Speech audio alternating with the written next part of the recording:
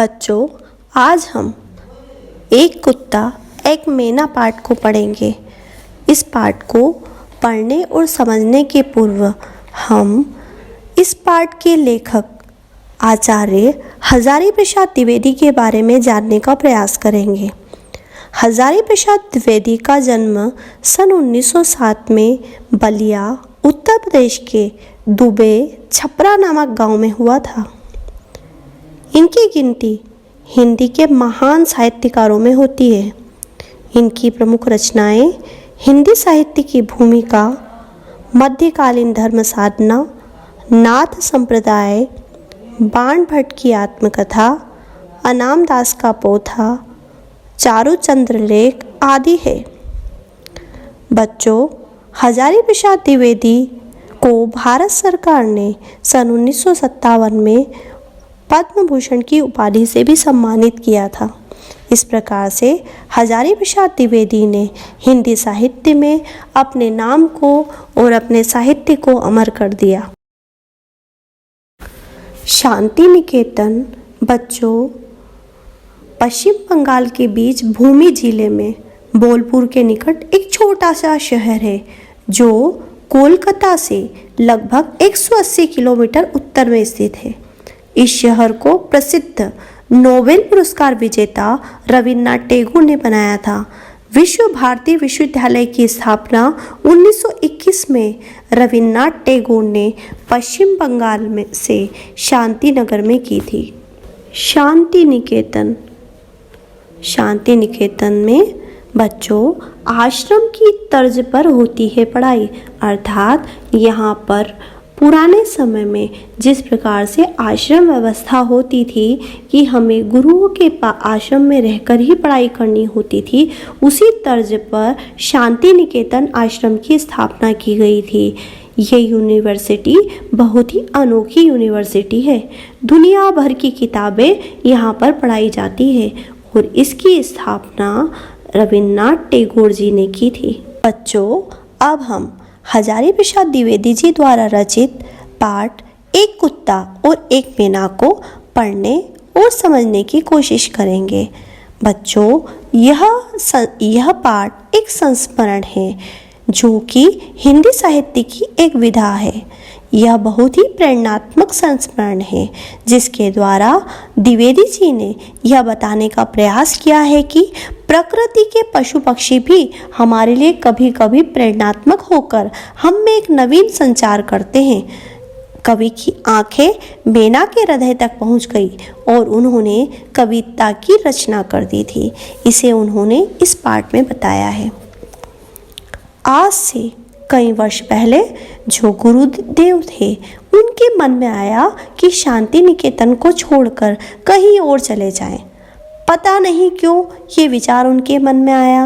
वे श्री निकेतन के पुराने 3 मंजिले मकान के सबसे ऊपर के तल्ले में रहने लगे, अर्थात सबसे ऊपर वाली जो मंजिल थी वहाँ पर वो रहने लगे। उन दिनों ऊपर तक पहुंचने के लिए लोहे की चक्करदार सीढ़ियाँ होती थी, अर्थात जैसी आज सुविधापूर्ण हम सीढ़ियों का प्रयोग करते हैं वैसी सीढ़ियाँ नहीं होती थी। पहले लोहे की चक्करदार अर्थात गोल गोल सीढ़ियाँ बनाई जाती थी। रविन्द्रनाथ जी अत्यंत वृद्ध हो गए थे और कमज़ोर भी थे, इसलिए वहाँ चढ़ना बहुत ही असंभव था। बड़ी कठिनाई से उन्हें वहाँ ले जाया गया। बच्चों, यहाँ गुरुदेव से तात्पर्य रविन्द्रनाथ टैगोर जी से है। उन दिनों छुट्टियाँ थी। आश्रम के अधिकांश लोग बाहर चले गए थे। एक दिन हमने सपरिवार सोचा कि हम गुरुदेव के दर्शन कर लें, अतः हमने दर्शन करने के लिए गुरुदेव के पास आने का विचार किया। जब भी मैं गुरुदेव के पास जाता था तो प्रायः वे यह कहकर मुस्कुरा देते थे, दर्शनार्थी है क्या? गुरुदेव यहाँ बड़े आनंद में थे क्योंकि अकेले रहते थे। भीड़ भाड़ उतनी नहीं होती थी जितनी कि शांति निकेतन में। हम लोग ऊपर गए तो गुरुदेव बाहर एक कुर्सी पर चुपचाप बैठे थे। अस्ताचलगामी सूर्य की ओर निहार रहे थे। अस्ताचलगामी का अर्थ होता है कि सूर्य अस्त हो रहा था और अस्त होकर सूर्य जा रहा था, उसी की ओर गुरुदेव अपनी आंखों से टकटकी लगाकर देख रहे थे। हम लोगों को देखकर वे मुस्कुराए, बच्चों से जरा छेड़छाड़ करने लगे। उन्होंने हमसे हमारी कुशलता पूछी और फिर चुप हो गए। ठीक उसी समय बच्चों, हमने देखा कि वहाँ पर एक कुत्ता धीरे धीरे ऊपर आया और गुरुदेव के पैरों के पास खड़े होकर पूंछ हिलाने लगा। गुरुदेव ने उसकी पीठ पर हाथ फेरा।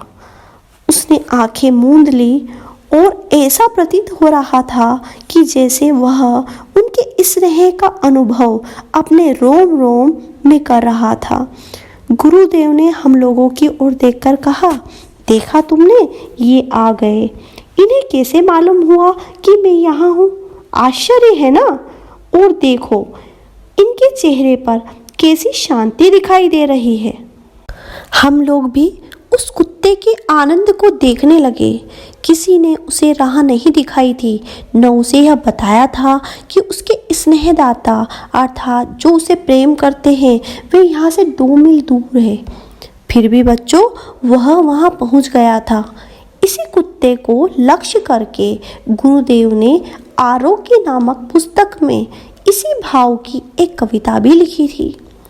और मैं जब भी वह कविता पढ़ता हूँ तब मेरे सामने श्री निकेतन की यह घटना प्रत्यक्ष सी हो जाती है। इस प्रसंग में एक आश्चर्य की बात का और उल्लेख किया गया है।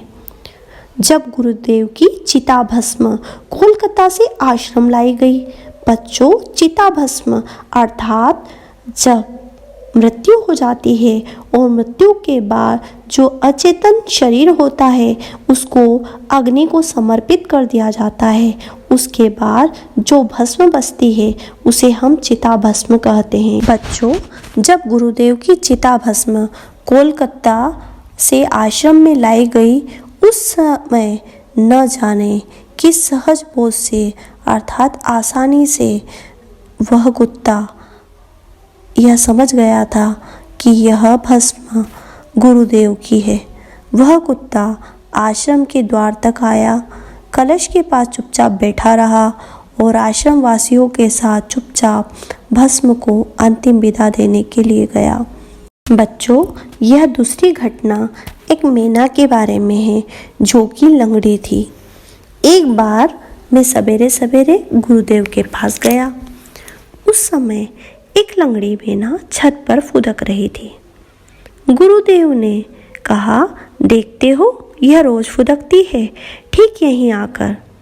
मुझे इसकी चाल में एक करुण भाव दिखाई देता है। करुण भाव का तात्पर्य होता है जैसे कोई दुख के भाव दिखाई दे रहे हैं। गुरुदेव ने अगर यह नहीं कहा होता तो मुझे उसका करुण भाव एकदम नहीं दिखता। बच्चों, इसके पहले मैंने यह अनुभव किया था कि मैना करुण भाव दिखाने वाला पक्षी नहीं है। 3-4 वर्ष से मैं एक नए मकान में रहने लगा हूँ। मकान की दीवारों में चारों ओर एक एक सुराख छोड़ रखा है। एक मैना दंपति नियमित रूप से प्रतिवर्ष वहाँ गृहस्थी जमाया करते हैं। तिनके और चिथड़ों का ढेर लगा देते हैं। हम सुराखों में ईंटें भर देते हैं, परंतु वे खाली बची हुई जगह का भी उपयोग कर लेते हैं। पति पत्नी जब कोई तिनका लेकर सुराख में आते हैं तो उनके भाव देखने लायक होते हैं।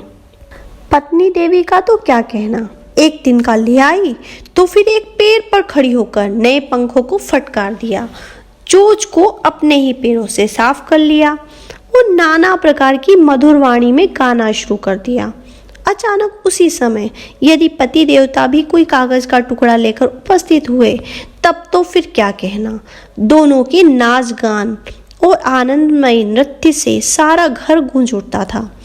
पक्षियों की भाषा तो मैं नहीं जानता हूँ, पर मेरा विश्वास है कि उनमें कुछ इस तरह की बातें हो जाया करती होगी।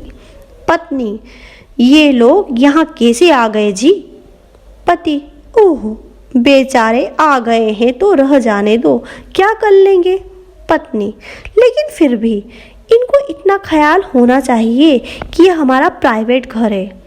पति, आदमी जो है इतनी बुद्धि कहाँ। पत्नी, जाने भी दो। पति, और क्या। इस प्रकार की मीना कभी करुण हो सकती है। तो बच्चों, जब गुरुदेव ने मुझसे ऐसा कहा तो यह मेरा विश्वास ही नहीं था कि मीना के अंदर कोई करुण भाव हो सकता है। गुरुदेव की बात पर मैंने ध्यान से देखा तो मालूम हुआ कि सचमुच ही उसके मुख पर एक करुण भाव है। शायद इसी मीना को लक्ष्य करके गुरुदेव ने बाद में एक कविता लिखी थी। जब मैं इस कविता को पढ़ता हूँ तो उस मीना की करुण मूर्ति अत्यंत स्पष्ट रूप से मेरे सामने आ जाती है। कैसे मैंने उसे देखकर भी नहीं देखा और किस प्रकार कवि की आंखें इस बेचारी के हृदय तक पहुंच गई थी। यह सोचता हूँ तो हैरान हो जाता हूँ कि रविन्द्रनाथ टैगोर अर्थात गुरुजी पशु पक्षी को भी कितने अच्छे से जानते थे, कितने अच्छे से समझते थे और वह एक एक पशु और पक्षी में भी करुण भाव का अनुभव कर लेते थे।